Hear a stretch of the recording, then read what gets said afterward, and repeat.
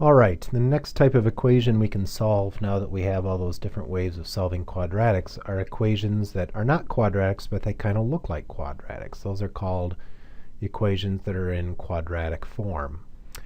So let's start with this first one on the left. X to the 6th power plus 3x cubed minus 40 equals 0. That's not a quadratic equation.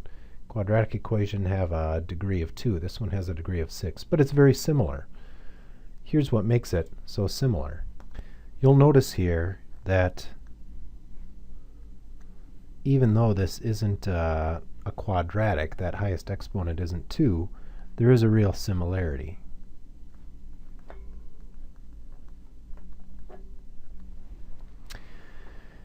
And that is that we can rewrite this so that instead of x to the 6th, we can rewrite that as something squared plus 3 times whatever that something is minus 40 equals 0. Now, the question is, what should go in those parentheses? Well, what would we square to get x to the 6th? Well, it should be x to the 3rd. So x to the 3rd squared, that is x to the 6th. And then what goes in this space? Well, that's our something, which again is x to the 3rd. So what we really do here is this. We're making a substitution, and what we're going to do is we're going to let u be x to the 3rd power.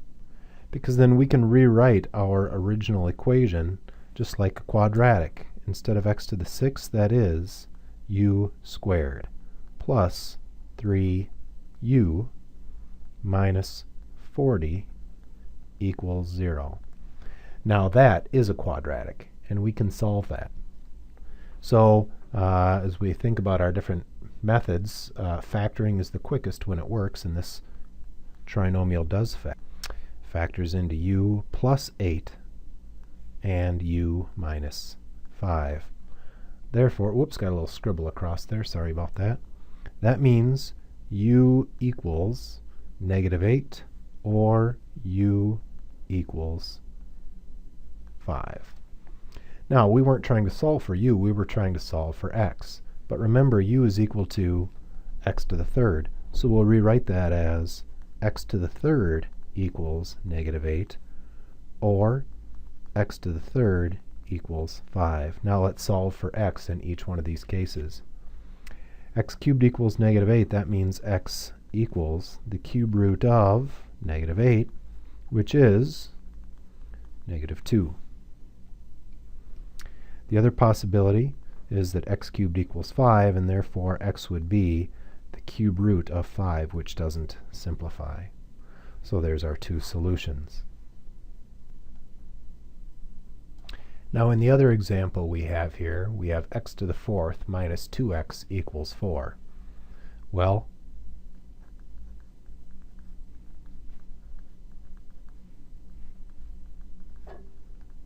again, that's not a quadratic, but it's of quadratic form, because we can rewrite that as x to the 4th minus 2x squared minus 4 equals 0. Now we have to again think about what would we square to get x to the 4th. That is, what should our substitution be so that this thing becomes more quadratic in its nature? Well, you can see that apparently we should let u equal x squared.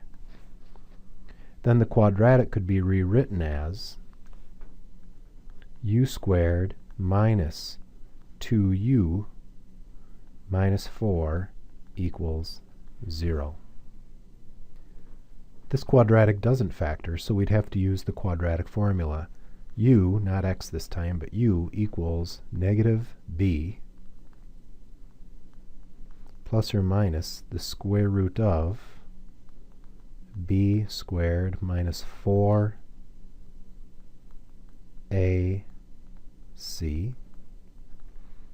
all over 2a. Now, you can work through the quadratic formula, but the result that you'll get after you simplify the radical, you should end up with a result of 1 plus or minus the square root of 5, and I'll let you work out the steps in between. I won't, I'll run out of space if I do that here, but I trust that you could simplify it down to that point. So u is equal to 1 plus or minus the square root of 5. But remember, we weren't trying to solve for u, we were trying to solve for x squared. So we know that x squared is equal to 1 plus or minus the square root of 5. So we have a little bit more work to do here. That means that x squared could equal 1 plus the square root of 5, or x squared could be equal to 1 minus the square root of 5. Solving both of those, we have 4 solutions here. We'd take the square root of both sides, meaning that x could be equal to positive square root of 1 plus the square root of 5. Now that's a root within a root. That's a little bit tricky to simplify. We're going to leave that as is. The other solution there, though, is that x could be the negative square root of 1 plus the square root of 5. On the other side, we can take the square root of both sides here as well. And so x equals the square root of 1 minus the square root of 5, or x equals negative square root of 1 minus the square root of 5. Now, those are particularly messy, but I wanted you to see here that we've got a grand total of 4 solutions here, which makes sense since this was a 4th degree equation to begin with.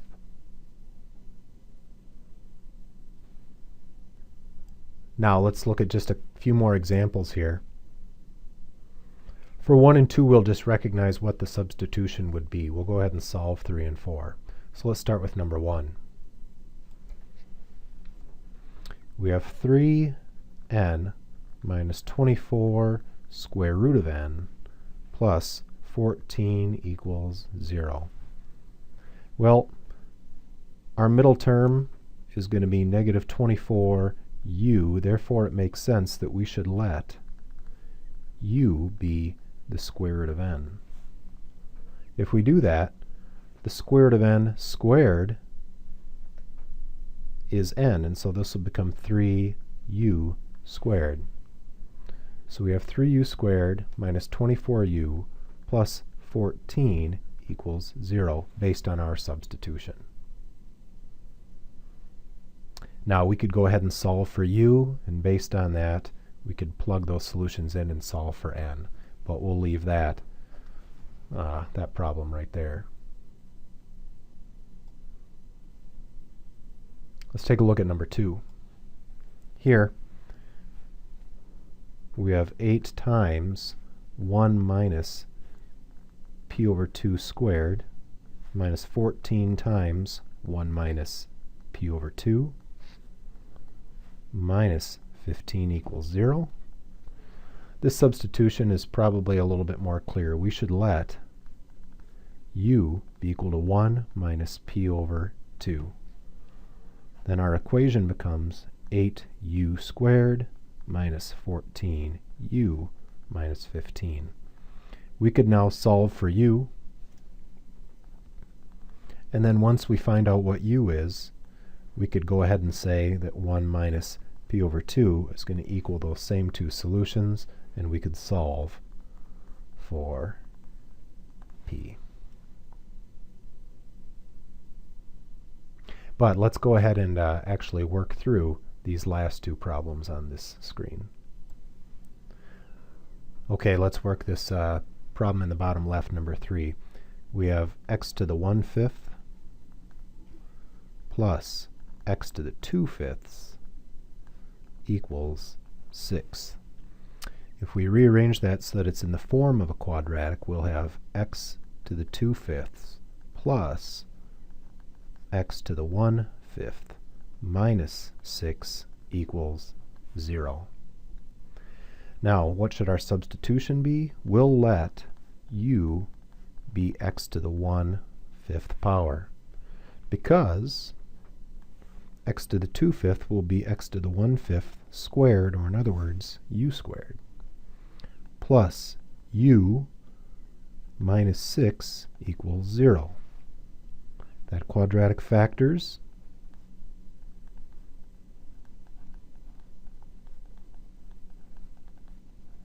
into u plus 3 and u minus 2 equals 0. Therefore, u equals negative 3 or u equals 2. Now, we know that u is equal to x to the 1/5. Therefore, we have x to the 1/5 equals negative 3.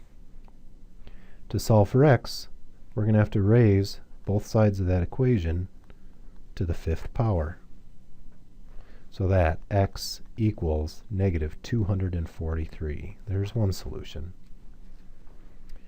And since u equals 2, that means x to the 1/5 power equals 2. We'll raise both sides of that statement to the 5th power. And so we have x equals 32. And there's our other solution.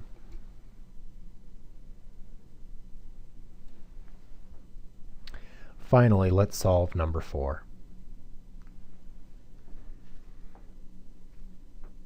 We have 28c to the negative 2 power minus 3c to the negative 1 minus 1 equals 0.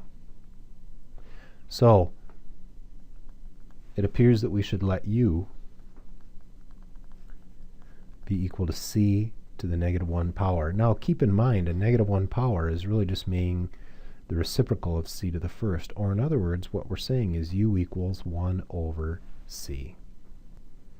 Making our substitution, we get 28u squared minus 3u minus 1 equals 0. Now, that does factor. And so we have 7u plus 1 times 4u minus 1. That means u equals negative 1/7, or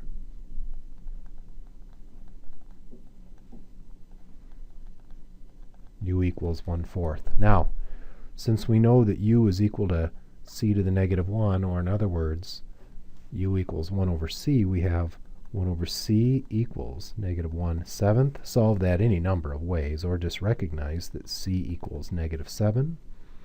Also, 1 over c equals 1/4, therefore c equals 4. And there are our two solutions.